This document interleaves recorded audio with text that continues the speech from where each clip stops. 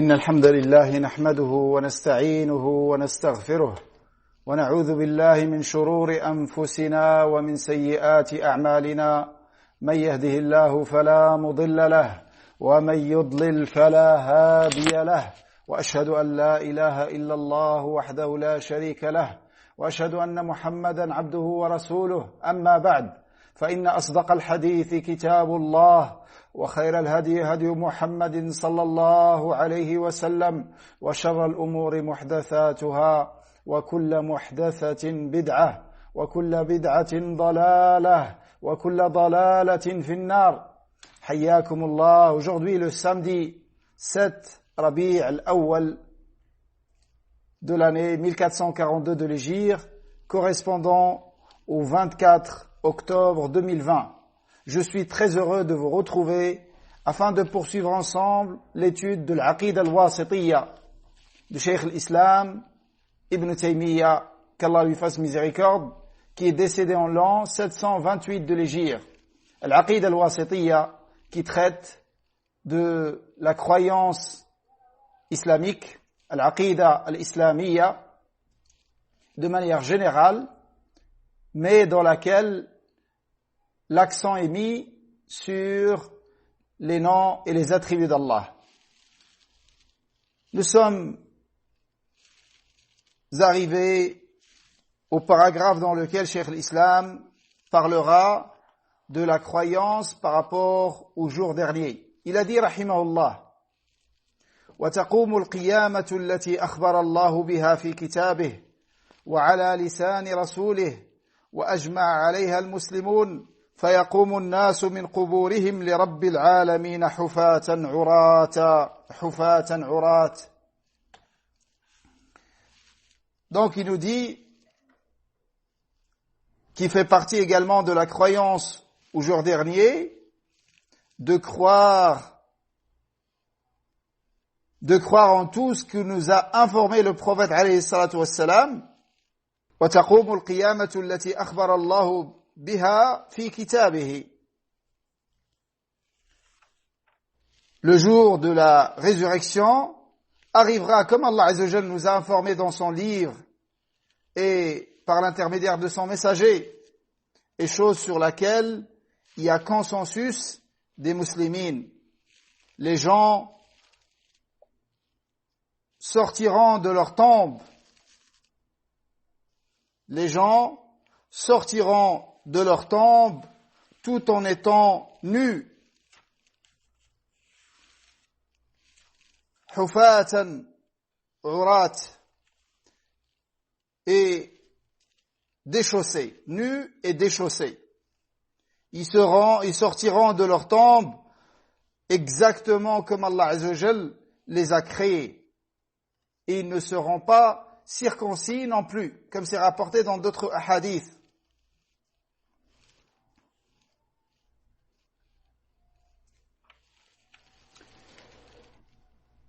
Donc ils seront pieds nus, dénudés et incirconcis. Par rapport à cette phrase, je ne sais pas si on l'a évoqué la semaine dernière, mais les liens ou le lien entre le corps et l'âme est de 5 catégories. Le lien qu'il y a entre le corps et l'âme de l'être humain sont de 5 catégories. La première catégorie de ce lien entre le corps et l'âme, c'est quand l'homme se trouve dans le ventre de sa mère, quand c'est encore un fœtus dans le ventre de sa mère. Donc ça, c'est une forme de relation entre le corps et l'âme. Et chacune est différente de l'autre. Et chacune a des règles et des jugements spécifiques. La deuxième catégorie, c'est la relation entre l'âme et le corps après la naissance. La troisième, c'est pendant le sommeil. Il y a une relation également particulière entre l'âme et le corps. Et la quatrième, c'est dans le monde tombal, qu'on appelle al-barzakh. après la mort, dans la tombe. Et la cinquième relation et le cinquième lien, c'est le jour de la résurrection. Et comme j'ai dit, chacune est différente de l'autre. Et pour chacune, il y a des règles et des jugements spécifiques. Et la cinquième, sans aucun doute, c'est-à-dire après la résurrection, c'est le lien le plus fort et le plus complet et le plus parfait entre l'âme et le corps. Et il n'est même pas comparable à ce qui a précédé. Car dans cette catégorie de lien entre le corps et l'âme, il n'y a plus de mort, ni de sommeil, ni de corruption. C'est une forme de lien parfaite.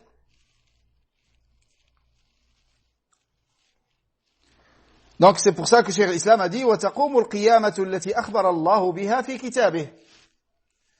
Donc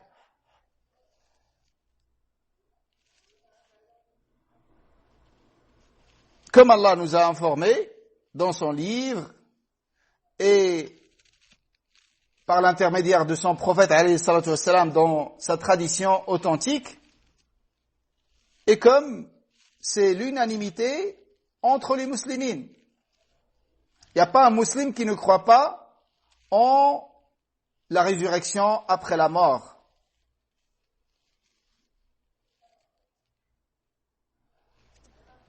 Et ensuite, les hommes sortiront de leur tombe, répondant à l'appel de leur Seigneur. Ils se lèveront tout en étant pieds nus, dénudés et incirconcis, comme Allah les a créés.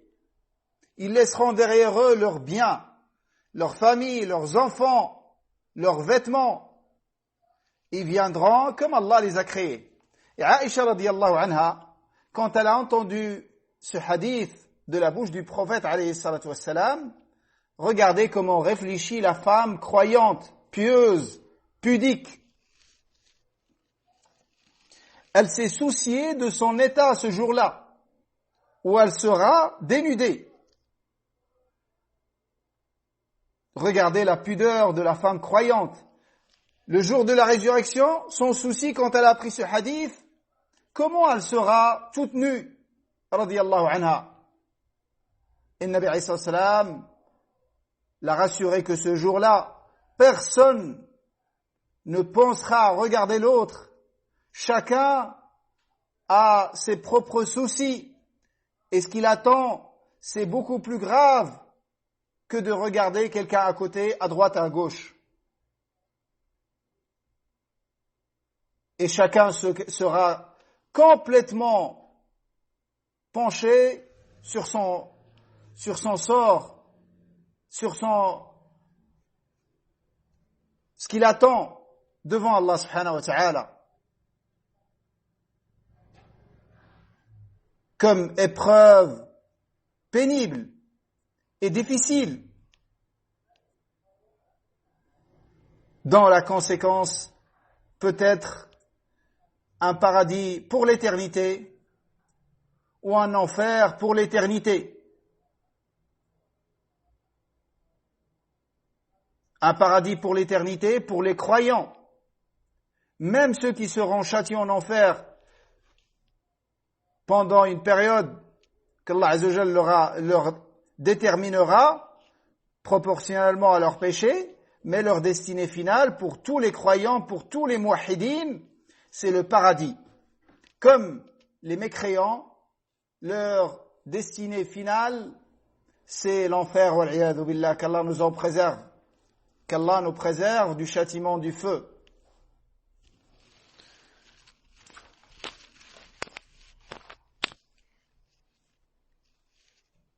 Donc, comparer l'état de cette femme pieuse à l'état de certaines femmes qui se dénudent de leur plein gré et de leur choix et même qui payent des vêtements de ce genre très chers. Et la femme croyante, pieuse, qui croit en Allah et au jour dernier, elle se soucie, ce jour-là où tout le monde sera complètement dénudé, comment elle va faire? Qu'Allah l'agrée et qu'Allah agrée toutes les épouses du prophète alayhi salam et toutes les sahabiyat et toutes les femmes croyantes qui s'attachent à leur pudeur et à leur chasteté, et qu'Allah guide nos sœurs qui sont loin de cela.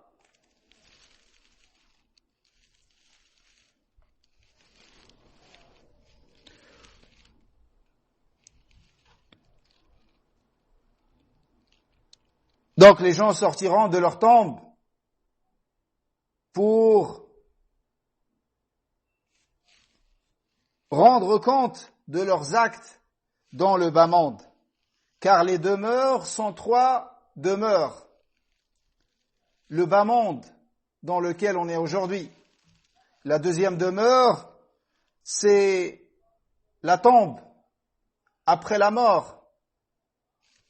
Et chacun aura son monde tombal, quelle que soit la façon et quelle que soit la chose qui est faite avec son corps, qu'il soit brûlé, dévoré par les animaux féroces, coupé en petits morceaux, enterré dans une tombe, quelle que soit la façon dont il a fini dans cette dunya, il aura son monde tombal. Et il aura les délices de la tombe et les tourments de la tombe, chacun selon son cas. Et rien n'est difficile pour Allah subhanahu wa ta'ala. Donc, la deuxième demeure, c'est la tombe. Et la troisième et la dernière, c'est la demeure permanente, qu'on appelle al-akhira, l'au-delà, la demeure permanente. La demeure éphémère, c'est dunya. Elle est courte. Un jour après d'Allah est comme 50 000 ans dans cette dunya.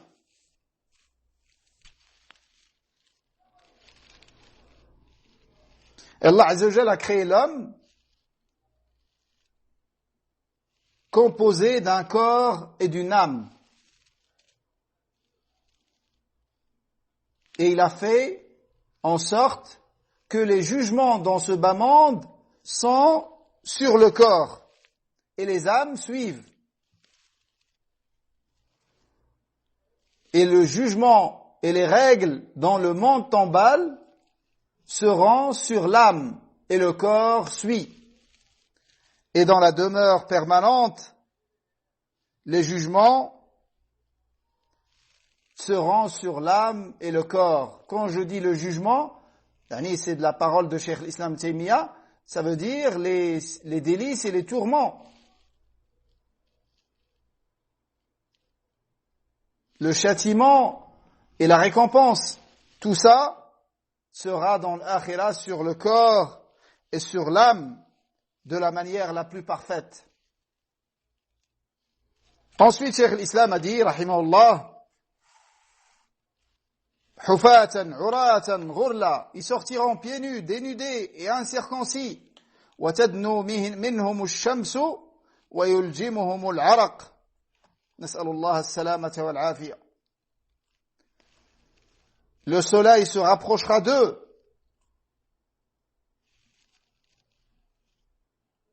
Si bien que certains hommes baigneront dans leur sueur jusqu'à la bouche. Le soleil s'approchera d'eux d'une distance tellement petite que certains parmi eux baigneront dans leur sueur. Vous imaginez la sueur, elle arrive jusqu'à la bouche. Et ça, c'est rapporté dans les hadiths authentiques, dans l'authentique de l'imam Muslim. Par exemple, le Nabi alayhi salam a dit, dans hadith al-Miqdad ibn al-Aswad, radiyallahu anhu, il a dit, j'ai entendu le messager d'Allah alayhi salatu wassalam dire, tudna ash-shamsu yawma al-qiyamati min al-khalqi hatta takuna minhum ka miqdari mil. Le soleil s'approchera le jour du jugement dernier, le jour de la résurrection des créatures, tellement il s'approchera d'eux à une distance d'1 mille. Et après, le rapporteur de ce hadith, il a dit, je ne sais pas ce que le mille signifie. Est-ce que c'est une distance qu'on appelle le mile, qui est équivalente à peu près à 1600 mètres? Est-ce qu'il s'approchera de cette distance, 1600 mètres à peu près? Ou est-ce que ce qui est voulu par le mille, c'est le bâton avec lequel on fait le kuhl dans les yeux? Le bâton avec lequel on met du kuhl dans les yeux. Vous savez, c'est un bâton, il est aussi long que le doigt. Donc, est-ce que le soleil sera à 1600 mètres de nous, ou est-ce qu'il sera à 2, 3, 4 centimètres de nous? J'ai pas eu l'occasion de réviser cette mas'ala, mais de mémoire, c'est la deuxième qui est riwaya la plus juste. Mais de toute manière, même si le soleil il est à 1600 mètres de nous, vous imaginez le soleil aujourd'hui, à quelle distance il est de nous, et pendant l'été, combien on souffre de chaleur. Alors imaginez le soleil s'approche de cette toute petite distance.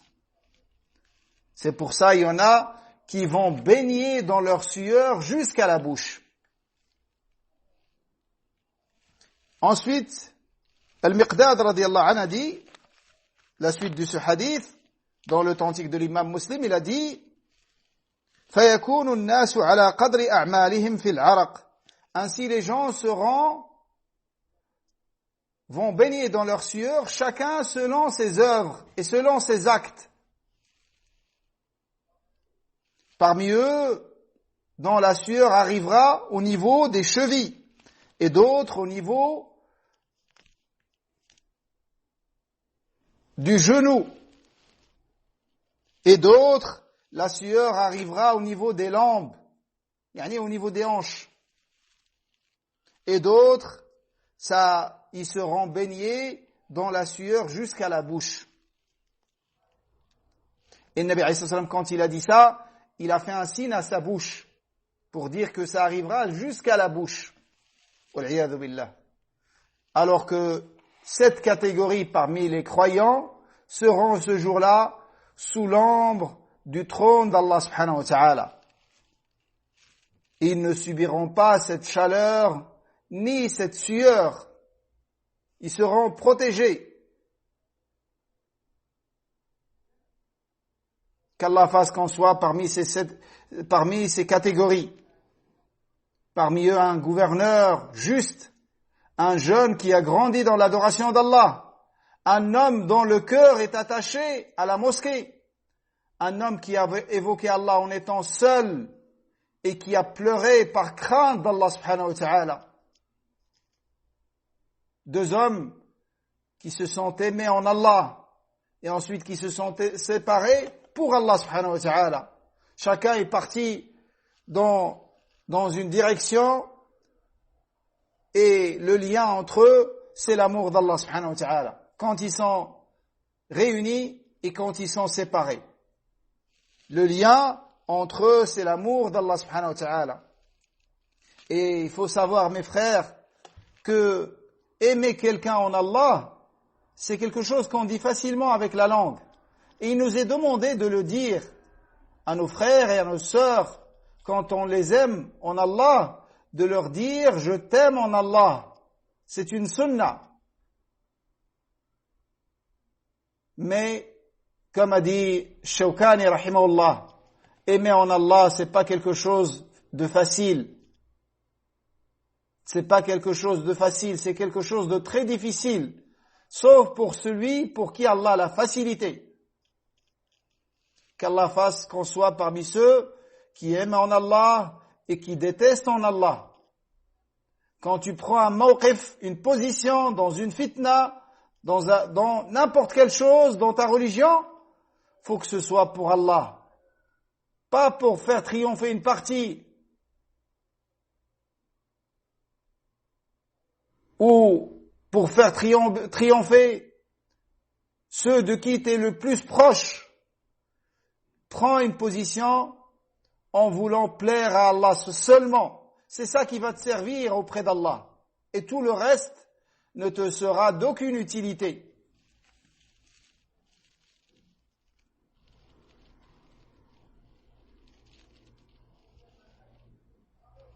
Et c'est ça, comme a dit quelqu'un parmi salaf, quand il a été interrogé pourquoi les compagnons radiyallahu anhum ont atteint des degrés très très élevés dans la foi.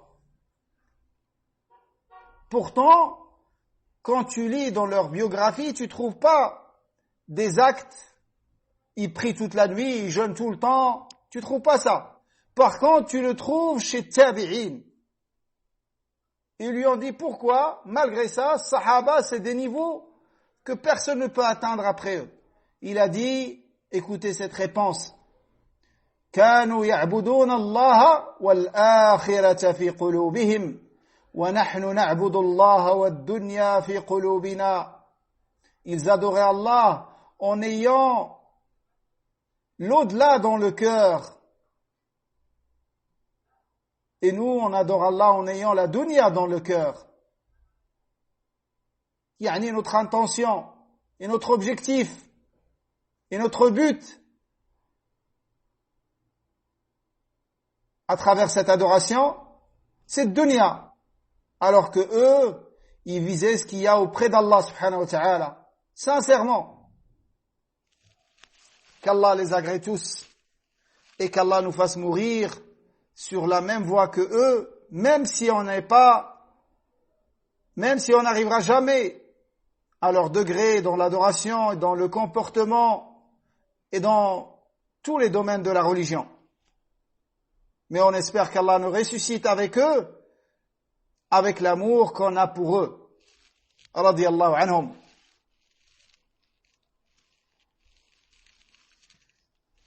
فتنصب الموازين فتوزن بها أعمال العباد فمن ثقلت موازينه فأولئك هم المفلحون ومن خفت موازينه فأولئك الذين خسروا أنفسهم في جهنم خالدون.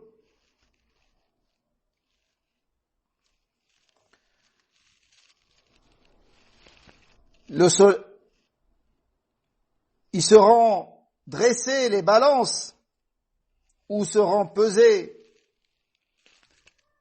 les œuvres des serviteurs. Comme Allah a dit dans le sens approximatif, فَمَنْ ثَقُلَتْ مَوَازِينُهُ فَأُولَئِكَ هُمُ الْمُفْلِحُونَ. Ceux dont les œuvres pèseront lourd dans la balance, ceux-là auront réussi. وَمَنْ خَفَّتْ مَوَازِينُهُ فَأُولَئِكَ الَّذِينَ خَسِرُوا أَنفُسَهُمْ فِي جَهَنَّمَ خَالِدُونَ. Par contre, ceux dont les œuvres ne pèseront rien dans la balance, ceux-là seront perdus eux-mêmes. Ils demeureront éternellement dans le feu de l'enfer. Par rapport à cette phrase, ce qui sera pesé dans la balance, ce qui sera pesé dans le jour de la résurrection, dans la balance, sont trois choses. La première, al-amil, la personne elle-même, physiquement, elle sera pesée dans la balance.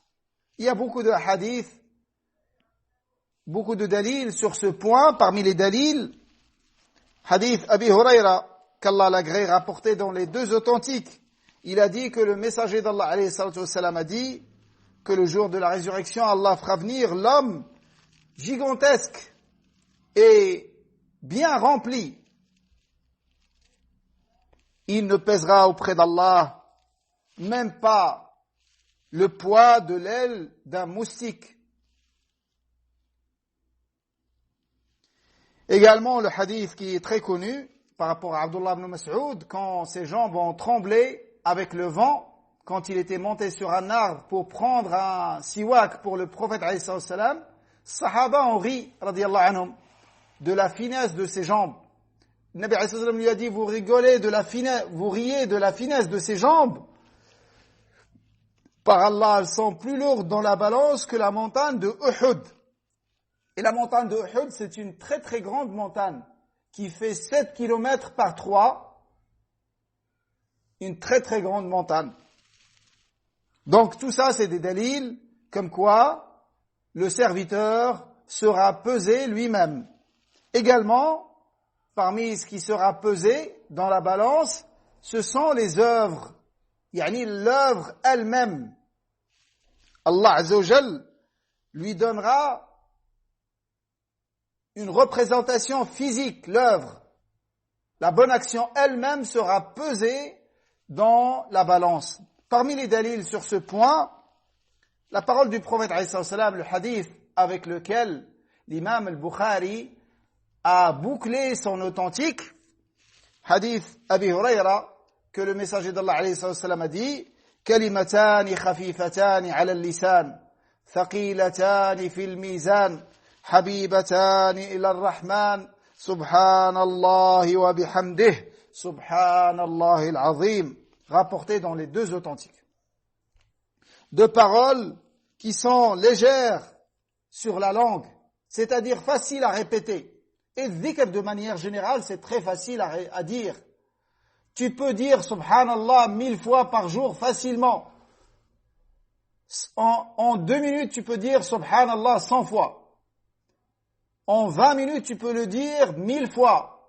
Et avec chaque Subhanallah, Allah subhanahu wa ta'ala te plante avec ses propres mains un palmier dans le paradis. Et regardez combien on est dans une rafla. Et qui fait ça parmi nous? Illa man rahimallah. Alhamdulillah, il y a des gens à qui Allah a permis ces grandes adorations, tellement faciles, mais peu de gens les font. Donc deux paroles qui sont légères sur la langue, faciles à répéter, faciles à dire, pourtant qui sont lourdes dans la balance et qui sont très aimées par le tout miséricordieux, qui sont Subhanallah wa bihamdih, Subhanallah al-azim. Subhanallah wa bihamdih, Subhanallah al-azim. Ça regroupe at-tasbih et at-tahmid. Tasbih, purifie Allah de tout défaut et de tout manquement. Et tahmid, attribue à Allah toutes les perfections. Donc, avec ces deux paroles, tu as attribué à Allah toutes les perfections et tu as reconnu la pureté à lui de tout défaut et de tout manquement. C'est pour ça ces deux paroles étaient à ce degré auprès d'Allah, très aimées par Allah, très lourdes dans la balance et très faciles à dire. Mais dhikr, c'est une adoration qui te montre comment t'es avec Allah. Si tu veux savoir comment t'es avec Allah, regarde comment elle est ta langue dans dhikr. Plus elle est diluée dans dhikr, plus ça indique que tu es proche d'Allah. Mais c'est jamais trop tard. Mais ce n'est jamais trop tard. À partir de cet instant, tu peux commencer. Et tu peux essayer de prendre cette bonne habitude. Et il faut savoir que le bien est une habitude, comme le mal est une habitude. Ainsi a dit Abdullah ibn Mas'ud, qu'Allah l'agrée. Le bien est une habitude. Habitue-toi à faire le bien et ça va rentrer dans tes mœurs et dans tes habitudes et dans tes coutumes.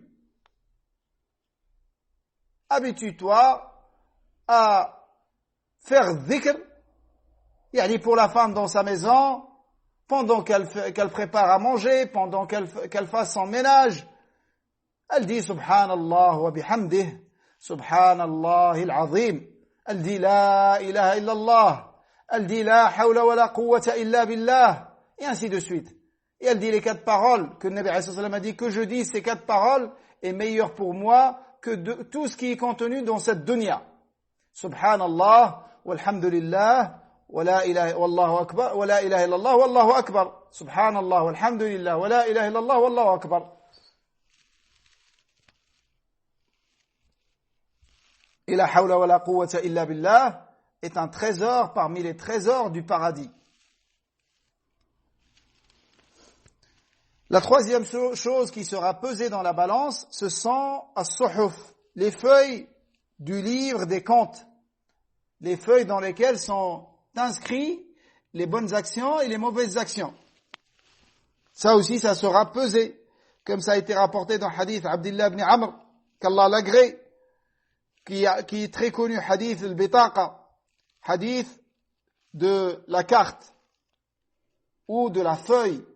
Cet homme pour lequel on sortira 99 registres dans lesquels il y a des registres, quand ils sont posés devant lui, ça coupe l'horizon, tu vois plus rien. Et tous ces registres sont remplis que de mauvaises actions. Wal'iyadhu billah. Qu'Allah nous préserve de son châtiment. Et qu'Allah nous protège du mal de nos péchés.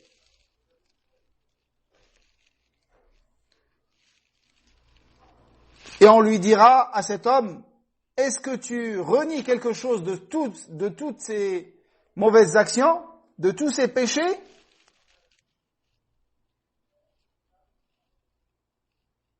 Et on lui dira, et il dira, non mon Seigneur, je reconnais tout. C'est moi qui ai tout fait. Allah lui dira, est-ce que les anges qui ont écrit ces mauvaises actions ont été injustes envers toi? Ils ont écrit des choses que tu n'as pas fait? Il dira, non, mon Seigneur. Il lui dira, Allah subhanahu wa ta'ala, est-ce que tu as une excuse? Est-ce que tu as une bonne action? Et cet homme va avoir peur, il dira non. Oh Allah, non. Allah Azza wa Jal dira, oh que si, t'as des bonnes actions auprès de nous, et aujourd'hui, aucune injustice ne sera pratiquée. Et on lui sortira cette feuille, ou cette carte, dans laquelle est marqué, Ashhadu an la ilaha illallah, wa anna Muhammadan abduhu wa rasuluh. Il dira au mon Seigneur, qu'est-ce que fera cette feuille contre tous ces registres? Et Allah ordonnera à ce qu'on pose la feuille, les registres, dans le plateau gauche des mauvaises actions et la feuille dans le plateau droit. Et quand la feuille a été placée dans le plateau droit, tous les registres, fatashat as-sijillat, cette carte a été plus lourde dans la balance que tous ces registres. Ce hadith a été authentifié par Cheikh Al-Albani rahimahullah. Et en résumé par rapport à ce point, comme a dit l'imam Ibn Kathir, c'est que ces 3 choses seront pesées. Et avec les 3 ont été rapportés des dalils authentiques. Donc, des fois sera pesé le serviteur lui-même, et des fois seront pesées ses actions, et des fois seront pesés les feuillets du livre des comptes, dans lequel sont écrits les mauvaises actions et les bonnes actions. Bien évidemment, le Mu'tazila, parmi d'autres sectes égarées, ont renié la balance. Ils ont dit la balance, c'est pas quelque chose de réel, c'est pas quelque chose de matériel. Ils ont dit la balance, c'est quelque chose de moral, d'abstrait, c'est-à-dire que c'est immatériel. Et ils ont dit la balance, c'est une signification comme quoi Allah Azza wa Jal sera juste. Mais Allah n'a pas besoin de balance pour peser les bonnes actions et les mauvaises actions. Et regardez, subhanallah, ces gens-là, leur façon de réfléchir totalement corrompue, une façon déviante dans la réflexion. Ils rejettent les textes authentiques. Il faut savoir que les textes par rapport à la balance ont été rapportés avec un degré de tawatur. Et malgré ça, ils les ont rejetés avec leur soi-disant raison. Alors que c'est leur ignorance et leur jahl. Allah Azza wa Jal, qu'est-ce qui empêche Allah subhanahu wa ta'ala de mettre une balance pour peser les bonnes actions et les mauvaises actions pour montrer sa justice? Qui a dit qu'Allah a besoin de la balance pour savoir qu'est-ce qui est plus lourd? Personne ne l'a dit. Allah, il sait ce que tu vas faire avant que tu le fasses. Allah, il sait chacun de nous où est-ce qu'il va finir. Et comme j'ai dit précédemment, si Allah fait rentrer quelqu'un parmi nous en enfer, directement sans avoir œuvré, il ne sera pas injuste envers lui. Mais Allah subhanahu wa ta'ala laisse le serviteur agir et œuvrer, et il lui donne ce libre arbitre pour se voir attribuer le paradis ou l'enfer selon ses actes. Ensuite, Cheikh l'Islam a dit وتنشر الدواوين وهي صحائف الأعمال فآخذ كتابه بيمينه وآخذ كتابه بشماله أو من وراء ظهره كما قال تعالى وكل إنسان ألزمناه طائره في عنقه ونخرج له يوم القيامة كتابا يلقاه منشورا اقرأ كتابك كفى بنفسك اليوم عليك حسيبا. Et les registres qui consignent les œuvres des hommes seront déployés. Certains prendront le registre de la main droite, alors que d'autres les prendront de la main gauche ou de derrière leur dos. C'est comme ça que Cheikh l'Islam a dit. Mais la plupart des savants, ils ne font pas de distinction entre celui qui prend son livre avec la main gauche et celui qui le prend derrière son dos. Ils disent que ce sont deux descriptions de la même personne. C'est-à-dire, il n'y aura que des gens qui vont prendre leur livre avec la main droite et des gens qui vont prendre leur livre avec la main gauche derrière leur dos. Ils vont le cacher. Ils vont vouloir cacher leur livre.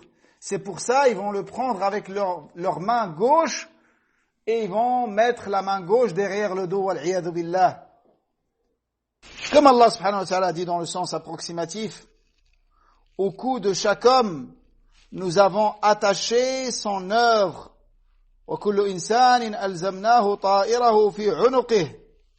Donc cette traduction, c'est selon une interprétation de ta'ir, interprétée ici par l'œuvre. Et ça a été interprété également par la prédestinée. Il n'y a pas de contradiction entre les deux interprétations, comme a dit l'imam Shanqiti, Muhammad Lamin, dans Adwa al-Bayan. Au contraire, l'un implique l'autre. L'un implique l'autre. Sa prédestinée est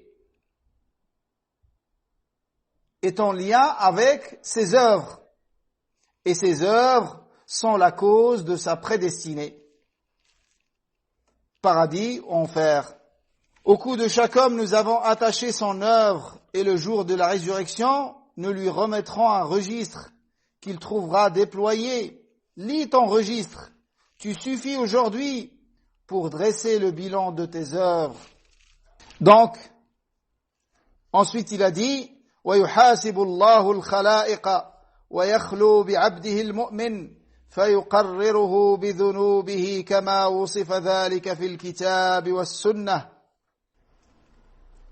Allah jugera alors ses créatures il restera seul avec son serviteur croyant, auquel il fera avouer ses péchés, comme cela est décrit dans le livre d'Allah et la sunna de son prophète, alayhi salatu wassalam.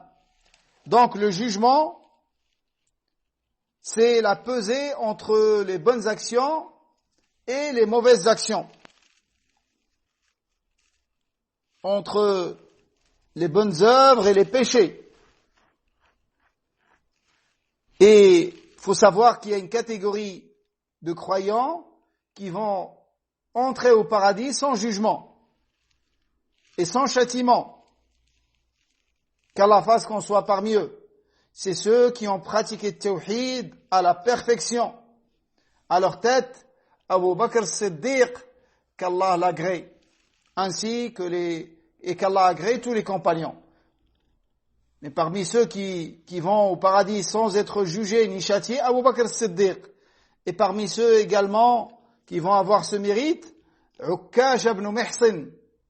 Quand il a entendu ce hadith, il a dit au prophète alayhi salam, invoque Allah pour que je fasse partie d'eux. Il lui a dit, tu fais partie d'eux. Et pourtant, Ukkash ibn Mihsin est mort martyr dans une bataille. C'est pas le Nabi alayhi salam lui a dit ça, il s'est contenté de ce témoignage, il est allé se reposer, il a délaissé les œuvres et les adorations. Non. Il était encore plus actif dans l'œuvre et dans le bien, et il est tombé martyr dans une bataille. Radiyallahu anhu. Donc Allah, subhanahu wa ta'ala, jugera ses créatures. Et par rapport au jugement de son serviteur croyant, Allah subhanahu wa ta'ala le rapprochera de lui tellement que aucune créature n'entendra le discours entre Allah et son serviteur croyant. Même les anges, ils vont pas entendre. Et Allah subhanahu wa ta'ala le fera avouer ses péchés. Et personne n'entendra les péchés de ce croyant. Ça sera uniquement entre Allah et lui, subhanahu wa ta'ala. Comme ceci a été rapporté dans le hadith. Un homme a demandé à Abdullah ibn Umar, il lui a dit, qu'est-ce que tu as entendu du prophète alayhi salatu wassalam par rapport à Najwa? Najwa, c'est la parole à basse voix. Quand tu rapproches quelqu'un de toi et tu lui parles tout bas. Ça s'appelle Najwa. Il lui a dit qu'Allah Azza wa Jalla, le jour de la résurrection, subhanahu wa ta'ala, rapprochera de lui son serviteur croyant et il va le couvrir. Et cette conversation sera contre Allah et son serviteur. Et aucune créature n'entendra cette conversation. Et il le fera avouer ses péchés. Il va tous les avouer et les reconnaître. Il a dit, oh mon Seigneur, je reconnais avoir fait ce péché. Je reconnais avoir fait ce péché. Et ça, c'est le croyant. Allah subhanahu wa ta'ala lui dira, comme je t'ai couvert dans dunya, je te les pardonne aujourd'hui. La ilaha illallah. Comme je t'ai couvert dans le dunya, je te les pardonne aujourd'hui. Et Allah lui pardonnera ses péchés. Il lui donnera ses feuilles sur lesquelles sont marquées uniquement ses bonnes actions. Il partira avec son livre dans lequel il n'y a que des bonnes actions. Par contre, le mécréant ou l'hypocrite, ils seront appelés à haute voix, devant tout le monde. Voilà ceux qui auront débité des mensonges d'Allah subhanahu wa ta'ala. Et ils seront dévoilés devant tout le monde, les mécréants et les hypocrites. Et l'hypocrite, comme c'est rapporté dans certains hadiths, il va discuter à Allah. Il va dire, oh Allah, je ne reconnais pas avoir fait ce péché. Allah subhanahu wa ta'ala lui dira, est-ce que tu accepteras comme témoin les anges? Il dira, oh Allah, je n'accepterai comme témoin qu'un témoin de moi-même. Allah ordonnera qu'on scelle sa bouche et ses membres vont témoigner contre lui. Et il leur dira, qu'est-ce que vous avez? C'est pour vous que je discutais et c'est vous que je cherchais à défendre. Pourquoi vous m'avez trahi de cette manière? Ils diront, il nous a fait parler celui qui se fait parler toutes choses. Allah nous a fait parler. Par contre, le croyant, il discutera pas ce que Allah lui dira. Il reconnaîtra directement. Ensuite, Cheikh l'Islam a dit, وَأَمَّا الْكُفَّارُ فَلَا يُحَاسَبُونَ مُحَاسَبَةَ مَنْ تُوزَنُ حَسَنَاتُهُ وَسَيِّئَاتُهُ فإنه لا حسنات لهم فإنه لا حسنات لهم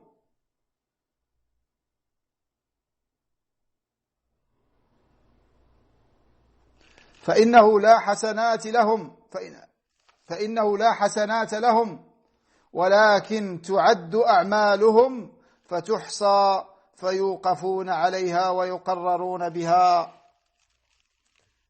Quant aux mécréants, ils ne seront pas jugés comme ceux dont on pèsera les bonnes et les mauvaises actions, puisqu'ils n'auront pas la moindre bonne action. Et le mécréant, il viendra devant Allah sans avoir une seule hasana. Allah va lui donner la récompense de ses hasanats qu'il aura fait dans le dunya. Il va lui donner sa récompense dans le dunya. Il va la consommer dans le dunya. Il a fait un bien, il a aidé un nécessiteux, il a inventé une chose qui a été bénéfique pour l'humanité. Allah lui donnera sa récompense dans le dunya. Il l'a fait pour la gloire, pour la célébrité. Allah subhanahu wa ta'ala lui donnera la gloire et la célébrité. Il l'a fait pour l'argent, Allah lui donnera l'argent. Mais ce qui est bonne action rétribuée auprès d'Allah, c'est uniquement les bonnes actions qui sont faites pour Allah, conformément à la sunna de son prophète. C'est pour ça, le jugement des mécréants, pour les savants qui disent que les mécréants seront jugés, car il y a des savants qui disent qu'il n'y a pas de jugement pour les mécréants. Le mécréant, c'est directement en enfer. Mais ceux qui disent il y a un jugement, ils disent que leur jugement, c'est pas comme le jugement de celui qui a des bonnes actions et des mauvaises actions. Mais c'est uniquement pour les faire reconnaître leurs péchés. Pour les faire reconnaître leurs péchés. Et également l'intérêt du jugement des mécréants, c'est que le degré, c'est des niveaux vers le bas. C'est que l'enfer, c'est des niveaux vers le bas. Comme le paradis, c'est des degrés vers le haut. Et selon tes actes, sera déterminé ton degré au paradis pour le muwahhid. Et le mécréant, également, selon ses péchés, il sera déterminé son niveau dans l'enfer. Et plus il aura fait de péchés, plus son niveau sera bas. Jusqu'au niveau le plus bas de l'enfer. Pour l'atteindre, il faut 60 000 ans. Ce degré-là, ce niveau-là dans lequel se trouveront les hypocrites, qui sont dans le niveau le plus bas de l'enfer, wal-'iyadhu billah. Et on parle ici de l'hypocrisie dans la croyance, et non pas l'hypocrisie dans l'acte. Le mensonge, ne pas respecter ses engagements, trahir celui qui t'a fait confiance, et ne pas accepter la vérité. Tout ça, c'est des caractéristiques de l'hypocrisie dans les actes. Et celui en lequel se réunissent ces 4 points, c'est un hypocrite. Wal-'iyadhu billah, qu'Allah nous en préserve. C'est pour ça le croyant, il doit faire très attention par rapport à ça. À toujours dire la vérité, à respecter ses engagements, sauf quand c'est au-dessus de ses capacités. Mais toujours respecter ses engagements et tenir ses promesses. Et quand quelqu'un t'apporte la vérité, l'accepter. et ne pas discuter quand tu sais que c'est la vérité. Cherche à comprendre, mais dès que tu réalises que ça c'est la vérité, accepte-la immédiatement. Ça c'est le croyant. Et ne trahis jamais celui qui t'a fait confiance. Et ne trahis même pas les mécréants. Que dire de trahir les croyants? Le croyant ne trahit pas les mécréants. On ne trahit pas celui qui nous a trahis.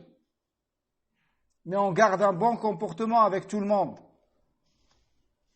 Donc les mécréants, leur jugement se déroulera de cette manière pour les faire reconnaître leurs péchés. Et leurs péchés seront comptés, puis elles leur seront présentées et ils reconnaîtront alors que ces péchés qui leur ont été présentés sont la cause de leur châtiment et de leur affliction. Sont la cause de leur châtiment et de leur affliction. Ensuite, Cheikh l'Islam a dit وفي عرصات القيامة الحوض المورود للنبي صلى الله عليه وسلم ماؤه أشد بياضا من اللبن وأحلى من العسل آنيته عدد نجوم السماء طوله شهر وعرضه شهر من يشرب منه شربة لا يظمأ بعدها أبدا من يشرب منه شربة لا يظمأ بعدها أبدا. Et sur les lieux du grand rassemblement se trouve le bassin, al-Hawd, de notre prophète, alayhi salatu wassalam, où s'abreuveront les muslimines. Son eau est plus blanche que le lait, est plus douce et sucrée que le miel. Ses récipients sont aussi nombreux que les étoiles dans le ciel. Il faudra un mois pour le parcourir dans la longueur et autant dans la largeur. Et quiconque boit de son eau ne connaîtra plus jamais la soif. Allahu Akbar. Qu'Allah fasse qu'on soit parmi ceux qui seront abreuvés du bassin de notre prophète, alayhi salatu wassalam, et non pas de ceux qui seront rejetés et qu'on fera reculer du bassin du prophète, alayhi salatu wassalam. Les anges les pousseront et les empêcheront de boire du bassin du prophète, alayhi salatu wassalam. Et le Nabi, alayhi salatu wassalam, quand il verra cette scène, il dira: ce sont des gens de ma communauté. Il va les reconnaître avec les traces de la salat et des ablutions. Les anges diront: tu ne sais pas ce qu'ils ont inventé après toi comme innovation et comme hérésie. Alors à ce moment-là, le Nabi alayhi salam, il dira: alors qu'ils soient éloignés, wal iyadhu billah. Ceux qui ne suivent pas la sunna et ceux qui pratiquent le bid'a seront rejetés ce jour-là du bassin du prophète alayhi salatu wassalam. Ce bassin a été décrit comme Cheikh l'Islam. Tout ce qu'il a cité, ce sont des morceaux de hadith authentiques. Son eau est plus blanche que le lait. Son eau est plus blanche que le lait. Ça a été rapporté dans le Bukhari. Et plus douce et sucrée que le miel. Ça a été rapporté dans l'authentique de l'imam Muslim. Et dans une version, c'est que son eau est plus blanche que la neige. Et il est plus sucré et doux que le miel. Dans Muslim également. Ses récipients sont aussi nombreux que les étoiles dans le ciel. Dans le Bukhari. Il faudrait un mois pour le parcourir dans la longueur et autant dans la largeur, dans l'authentique de l'imam al-Bukhari. Et quiconque boit de son eau ne connaîtra plus jamais la soif. Ça, c'est dans l'authentique de l'imam al-Bukhari et dans l'authentique de l'imam Muslim. Donc ça, c'est la description du bassin du prophète alayhi salatu wassalam. Et chaque prophète aura un bassin. Mais le plus grand est celui de notre prophète alayhi salatu wassalam. Et ce bassin, c'est dans les lieux du rassemblement, du grand rassemblement, avant le début du jugement et du rendement de compte. Et parmi les sectes égarées qui ont renié le bassin du prophète alayhi salatu wassalam, le Mu'tazila encore une fois. Car pour eux, toute chose qui ne colle pas avec leur raison corrompue et pervertie, ils la rejettent. Comme bien même c'est rapporté avec des hadiths qui atteignent le degré de tawatur, comme c'est le cas également pour le hawd. Ils disent car c'est inimaginable qu'il y ait un bassin comme ça. Ils disent que le bassin, en réalité, c'est une métaphore. C'est quelque chose d'abstrait. C'est un sens moral.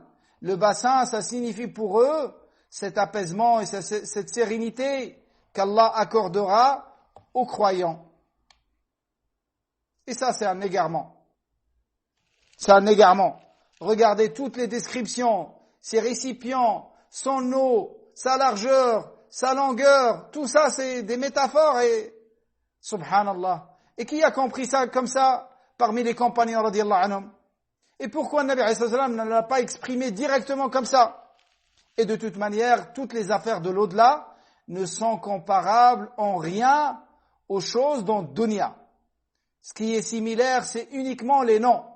Une banane dans le paradis avec une banane dans dunya, le point en commun, c'est le nom uniquement. Tout le reste est différent. Et ça, c'est valable pour toute chose dans l'akhirah. C'est pour ça la raison saine, elle cherche à comprendre ce que le Nabi alayhi salam a dit. Elle cherche à comprendre ce que Allah a dit. Et non pas le rejeter. Elle le comprend et elle y croit. Ça, c'est la raison du croyant.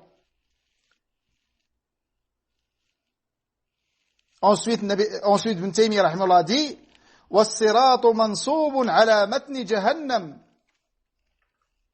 وهو الجسر الذي بين الجنة والنار يمر الناس عليه على قدر أعمالهم فمنهم من يمر كلمح البصر ومنهم من يمر كالبرق ومنهم من يمر كالريح ومنهم من يمر كالفرس الجواد ومنهم من يمر كركاب الإبل ومنهم من يعدو عدوى ومنهم من يمشي مشيا ومنهم من يزحف زحفا ومنهم من يخطف خطفا ويلقى في جهنم فإن الجسر عليه كلاليب تخطف الناس بأعمالهم فمن مر على الصراط دخل الجنة فمن مر على الصراط دخل الجنة.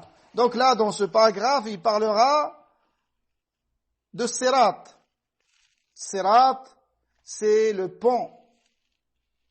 C'est le pont qui se trouve sur le feu de l'enfer.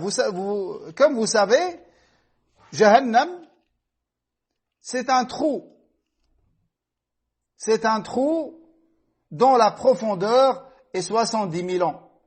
70 000 ans. Afwan. Sab'ouna kharifa. Dont la profondeur est 70 ans. Peut-être que j'ai dit il y a quelques minutes, quand j'ai abordé ça, j'ai dit encore 70 000 ans. Non, c'est 70 ans. La profondeur de l'enfer, 70 ans. Sab'ouna kharifa. Si on jette une pierre du haut de l'enfer pour qu'elle atteigne le bas, elle mettra 70 ans. Donc la profondeur de ce fossé, de ce trou de l'enfer, c'est 70 ans. Et sur ce fossé se trouve Sirat, le pont que toute personne doit traverser pour arriver au paradis. il n'y a aucun moyen pour arriver au paradis que de le traverser. وَإِن مِّنكُمْ إِلَّا وَارِدُهَا وَإِن مِّنكُمْ إِلَّا وَارِدُهَا. Chacun de vous devrait le traverser. Il a dit, rahimahullah, les gens traverseront Sirat qui enjambe Jahannam et qui est ce pont qui se trouve entre eux, le paradis et l'enfer. Donc, Cheikh Islam, il a dit le pont qui se trouve entre le paradis et l'enfer. Mais ce qui est plus précis, comme l'ulama précise, c'est que le pont, il est au-dessus de l'enfer. Il n'est pas entre le paradis et l'enfer. Car quand on dit entre, on s'imagine qu'il y a l'enfer, et plus loin, il y a le pont, et plus loin, il y a le paradis. Non.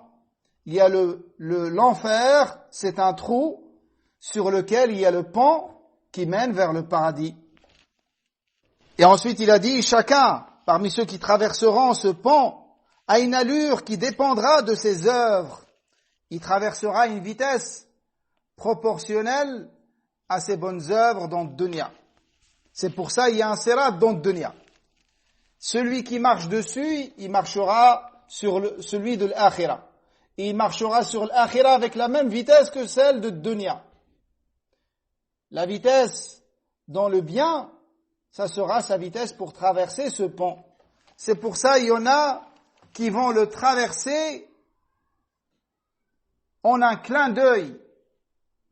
Et d'autres vont le traverser à la vitesse de l'éclair. Et d'autres à la vitesse du vent. Et d'autres à la vitesse d'un cheval rapide. Et d'autres à la vitesse d'un chameau. Et d'autres en courant. Et d'autres en marchant. Et d'autres en rampant. Et certains parmi eux seront saisis violemment par les crochets, le kalalib, puis jetés au feu. Car sur le pont se trouvent des crochets qui saisiront les gens selon leurs œuvres. Et quiconque passera ce sirat entrera au paradis. Qu'Allah fasse qu'en soit parmi ceux qui le traverseront et qui ne seront point touchés par ces crochets. Donc ça, c'est ce qu'il a dit par rapport à Sirat. C'est ce qu'il a dit, rahimahullah, par rapport à Sirat. Chacun le traversera selon ses œuvres, ses bonnes œuvres. Ça a été rapporté dans un hadith par Al-Hakim, authentifié par Sheikh Al-Albani, rahimahullah. Et dans un autre hadith qui est rapporté de Nabi alayhi salam, et non pas de Abdullah ibn Mas'ud comme le premier que je viens de citer. Celui-là, il est rapporté du prophète alayhi salam, et Cheikh Al-Albani l'a jugé bon. Ils traverseront chacun selon sa lumière. Mais en réalité, ça revient au même. Parce que la lumière qu'aura chacun, ça sera proportionnel à ses bonnes œuvres. Donc chacun le traversera proportionnellement à ses œuvres ou à sa lumière, ça revient au même. Parmi eux qui vont marcher sur ce pont, et d'autres vont ramper, et d'autres vont marcher sur 4 pattes. Et le Nabi alayhi salam a décrit ce sirat dans beaucoup de hadiths. Les compagnons lui ont dit, c'est quoi ce pont au messager d'Allah? Il leur a dit, c'est un pont extrêmement glissant. C'est-à-dire que le pied ne tient pas sur ce sirat. Et autour de ce sirat se trouvent des crochets, des kalalib, des khatatif, comme des épines. Des crochets comme avec des épines qui prennent les gens, à qui Allah a donné l'ordre de prendre, bien évidemment.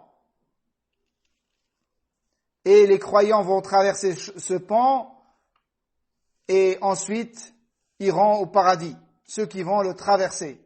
Il y en a qui vont le traverser, chacun a son allure qui est proportionnelle à ses bonnes œuvres dans le dunya, comme on a vu.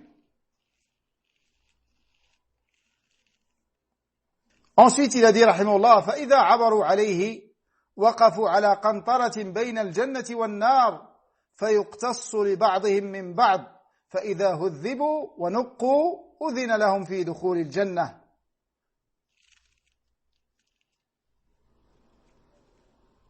Ensuite, il a dit, quand ils vont passer sur le sirat,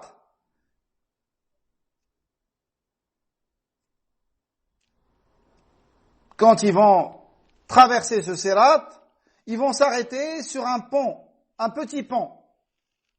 Qantara. Qantara, c'est un petit pont. Il est plus petit que le pont sur l'enfer. Ils vont s'arrêter sur ce pont. Pourquoi ils vont s'arrêter? Il dit, rahimahullah, ils s'arrêteront sur ce pont situé entre le paradis et l'enfer. Là, on rendra justice aux uns pour les autres. On rendra justice aux uns pour les torts qu'ils auront subis de la part des autres. Donc la justice sera faite même entre les croyants, entre les gens du paradis. Chacun qui a fait un mal à un autre croyant, il va lui rendre, il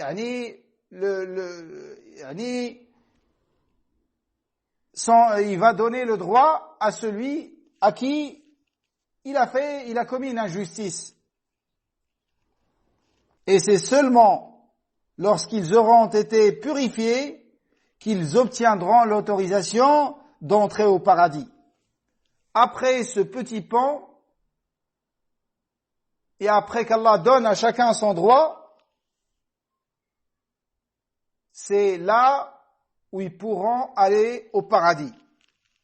Car ils ne pourront entrer au paradis qu'après avoir été purifiés de toutes choses. Car le paradis, c'est la demeure des bons. C'est la bonne demeure. Et c'est la demeure des bons. Et ce petit pont a été décrit dans des hadiths authentiques, rapportés par l'imam al-Bukhari. De la manière que Cheikh l'Islam a cité dans ce passage. Ensuite, il a dit, وَأَوَّلُ مَنْ يَسْتَفْتِحُ بَابَ الْجَنَّةِ محمد صلى الله عليه وسلم وأول من يدخل الجنة من الأمم أمته.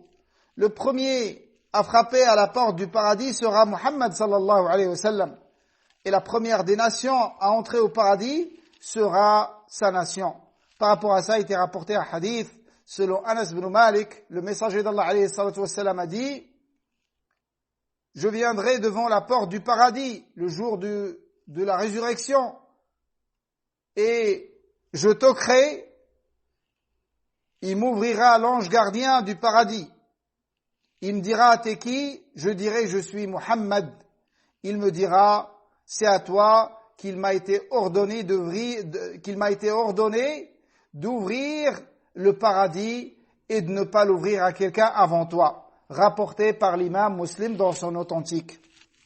Voilà par rapport à ces points qui concernent tous le jour du jugement dernier. Et comme on a vu, le jour du jugement dernier, c'est tout ce qui suit la mort. C'est tout ce qui suit la mort. Dans le cours prochain, nous allons parler des différentes intercessions qu'aura notre prophète, alayhi salatu wassalam. Et si on a l'occasion de parler du destin, yani Cheikh l'Islam, il va parler du destin après avoir parlé de ses intercessions. Inch'Allah, on va aborder tout ça dans le cours prochain. Je demande à Allah de nous accorder à tous la science bénéfique et profitable, de nous faciliter les œuvres pieuses et acceptables, et de nous accorder la sincérité et la conformité à la sunna dans tout ce que nous disons et dans tout ce que nous faisons, et nous faire mourir dans le tawhid et dans le sunna. Wallahu ta'ala a'la wa a'lam. Wa sallallahu wa sallam ala nabiyyina Muhammad. Wassalamu alaykum wa rahmatullahi wa barakatuh.